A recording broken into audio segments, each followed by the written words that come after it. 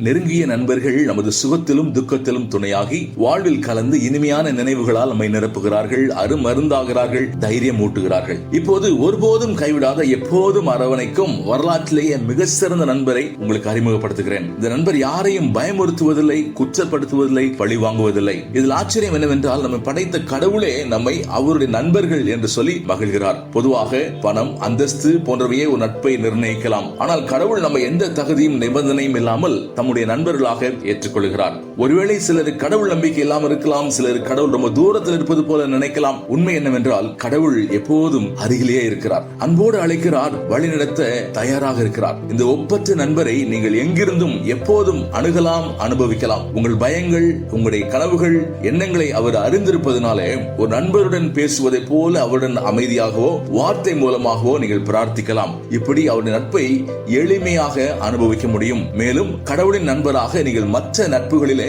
நம்பிக்கையும் அன்பையும் ஊட்டி ஒரு சிறந்த சமுதாயத்தை உருவாக்க முடியும். கடவுளின் நண்பராகுங்கள், மாற்றம் கொண்டு வாருங்கள்.